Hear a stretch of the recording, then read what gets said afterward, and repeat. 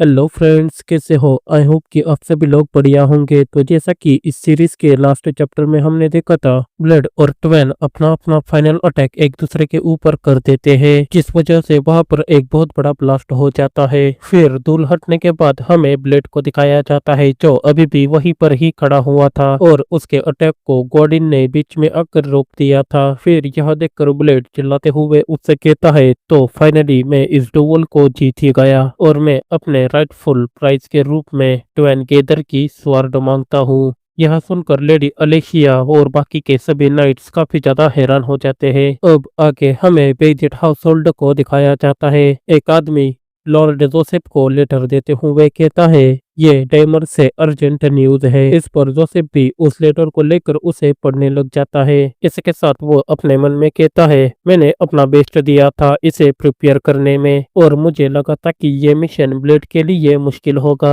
और मुझे आशा थी कि हम सबसे खराब पॉसिबल सिनेरियो से बच सकेंगे, लेकिन ये तो अनएक्सपेक्टेड है। इसी के साथ वो उस आदमी से कहता है, वेरडोर, क्या ट्वेन गेदर से निपटना आसान है? इस पर वेरडोर कहता है, नहीं, बिल्कुल भी नहीं। वह अभी अपने मिड 20s में है, लेकिन वेस्ट में कोई भी ऐसा नया नाइट्स नहीं है जो उसके जितना आउटस्टैंडिंग हो और वहाँ के लोग ऐसा कहते हैं कि ट्वेन गेदर आगे जाकर वेस्ट का सबसे स्ट्रॉन्गेस्ट नाइट बनेगा। यह सुनकर जोसेफ कहता है, अच्छा तो ऐसा है, मैंने भी यही सोचकर मेरी प्लानिंग बनाई थी। वो गेदर हाउस होल्ड का एल्डेस्ट सन और अगला सक्सेसर है जो वेस्ट के रूलर है और वो ब्लेड के पहले डुएल के लिए ओपोनेंट के रूप में सबसे बेस्ट चॉइस था, क्योंकि ट्वेन गेदर पहले से ही काफी ज्यादा फेमस है और अगर ब्लेड उस डुएल को हार भी जाता तो ब्लेड की रेपुटेशन कम नहीं होती, या फिर ब्लेड टैन को कम से कम एक बार कॉर्नर में ढकेलने में कामयाब भी हो जाता तो लोगों का ब्लेड के प्रति नजरिया काफी ज्यादा सुधर जाता। या अगर वो लेडी अलेशिया का रुमाल खो देता तो, यानी कि इस डुएल को हार जाता तो लेडी अलेशिया के पास बेजिट हाउस होल्ड के साथ अपना हाथ मिलाने के अलावा कोई भी चॉइस नहीं बचती। इसके साथ हंसते हुए कहता है, लेकिन ब्लेड हर बार मुझे सरप्राइज कर देता है। वेरडोर, मैंने जो तुमसे करने को कहा था। इस पर वेरडोर कहता है, हाँ सर जोसेफ, मैंने उसे परफेक्टली तैयार किया है। तभी जोसेफ कहता है, नहीं, मेरे उन सभी ऑर्डर्स को भूल जाओ। इस पर वेरडोर कहता है, तो फिर ठीक है, मैं तुरंत ही चला जाऊंगा। लेकिन तभी वो हैरान होते हुए कहता है, माफ कीजिए, लेकिन क्या अभी आपने ऑर्डर्स को भूलने को कहा? फिर जोसेफ कहता है, हमें फिर से प्लानिंग बनाकर शुरू करना होगा। यह सुनकर वेरडोर हैरान होते हुए कहता है, क्या? लेकिन लॉर्ड जोसेफ, हमने तो पहले से ही पूरे 10 दिन की तैयारी कर रखी है। इस पर जोसेफ कहता है, लेकिन सिचुएशन बदल चुकी है। जबकि हम सबसे खराब सिचुएशन के लिए तैयारी कर रहे थे, तब हमने बेस्ट सिचुएशन के लिए तैयारी नहीं की थी।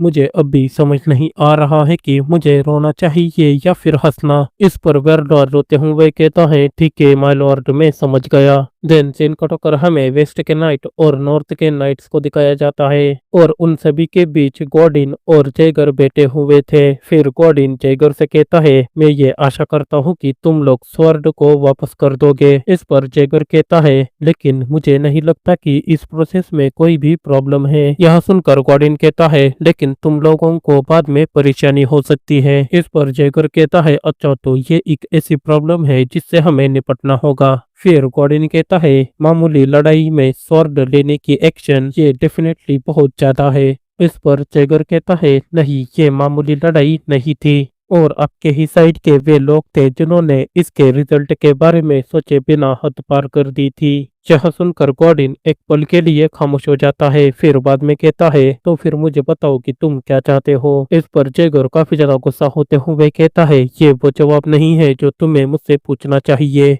और मुझे लगता है कि तुम्हें उसके स्वॉर्ड लेने का रीजन अच्छे से मालूम होगा। इस पर गॉर्डिन भी उसी सीन को याद करने लगता है जब ब्लेड उसको गुस्से भरी नजरों से देख रहा था और उससे कई सारे सवाल पूछ रहा था। फिर गॉर्डिन जैगर से कहता है, लगता है कि बातचीत खत्म हो चुकी है। इस पर जैगर कहता है, अगर तुम समझ गए हो तो प्लीज वापस चले जाओ। यह सुनकर गॉर्डिन वहां से खड़ा हो जाता है और अपने ऑरा को अनलिश करते हुए कहता है, ऐसा लगता है कि हम लास्ट में दोबारा मिलेंगे। इस पर जयकर भी अपना ऑरा अनलीश करते हुए कहता है तो फिर ठीक है, एक अच्छे दिन को अरेंज करते हैं और मैं तुमसे पर्सनल मिलना चाहूंगा। फिर गॉर्डिन उससे कहता है तो फिर ठीक है, मुझे उससे आखिरी बार मिलना है, यानी कि ब्लेड से। इस पर जयगर कहता है ठीक है, ये मेरे लिए ज्यादा मुश्किल नहीं होगा। यह सुनकर गॉर्डिन वहां से जाने लग जाता है। फिर गॉर्डिन को जाते हुए देखकर जयगर अपने मन में कहता है आखिर वो लड़का इस जैसे भयानक आदमी के साथ कैसे इन्वॉल्व हो सकता है। इसी के साथ सीन कट होकर हमें अगले दिन सुबह का दिखाया जाता है, जहाँ पर लेडी अलेशिया चाय पीते हुए अपने नाइट से कहती है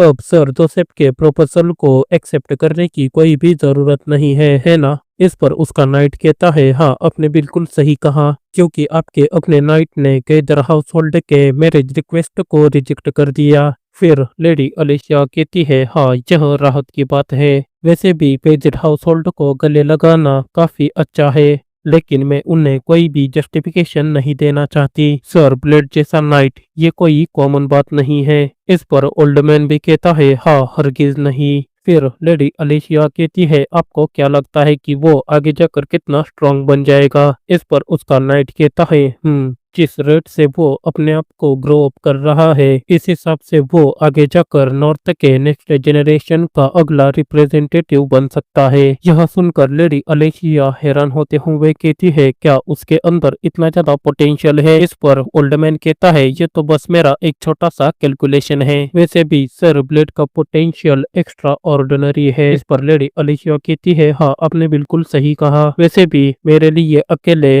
हाउस होल्ड के हेड के रोल को निभाना आसान नहीं है और इसकी कोई गारंटी नहीं है कि ऐसा कुछ दोबारा नहीं होगा। वैसे भी हेनान फैमिली के सक्सेसर को टारगेट बनाने वाले कई सारे नोबल्स के प्लानिंग में फंस जाने के कंपैरिजन में मेरे लिए यह बेहतर होगा कि मेरे साथ कोई ऐसा नाइट हो जिसका कोई बैकग्राउंड नहीं हो। इसी के साथ लेडी अलेशिया काफी ज्यादा ब्लश करने लग जाती है। इस पर ओल्ड मैन हैरान होते हुए कहता है लेडी अलेशिया आखिरकार आप क्या सोच रही हो। लेडी अलेशिया कहती है हाँ, ये बेजिट हाउस होल्ड के लिए एक अच्छा प्रपोजल है और ऐसा लगता है कि यह किसी तरह का ब्लड अलायंस है। इस पर ओल्ड मैन कहता है क्या ये थोड़ा सा जल्दी नहीं है। हाँ, मुझे पता है कि ऐसे भी नाइट्स है जो कब नोबल बनते हैं, लेकिन फिर भी तभी लेडी अलेशिया उसकी बात काटते हुए कहती है लेकिन आपने ही तो कहा था ना कि उसके अंदर नॉर्थ का अगला रिप्रेजेंटेटिव बनने का पोटेंशियल है, इसीलिए मुझे उसे किसी और से पहले हासिल करना होगा, चाहे कुछ भी हो जाए। यह किसी अजनबी आदमी से शादी करने से तो बेहतर ही है ना। इस पर ओल्ड मैन कहता है हाँ, ये सही है। फिर लेडी अलेशिया मुस्कुराते हुए कहती है उसका बिहेवियर भी काफी ज्यादा यूनिक है ना। इसी के साथ हमें खिड़की के बाहर ब्लेड को दिखाया जाता है जो उसी पेड़ के नीचे खड़ा हुआ था और वाइन नीचे डाल रहा था। फिर हमें उस व्हाइट स्नेक को भी दिखाया जाता है जो काफी ज्यादा खुश दिख रहा था। फिर ब्लेड उससे कहता है ऐसा लगता है कि तुम्हें यह काफी ज्यादा पसंद है, मुझे लगता है कि वाइन देना सही चॉइस है। तभी सिस्टम ब्लेड से कहता है हाँ, ये वाइन बार्ली से बनी है, इसलिए मुझे ऐसा लगा कि ये वाइन इस व्हाइट स्नेक जो अर्थ का स्पिरिट है उसे काफी ज्यादा पसंद आएगी।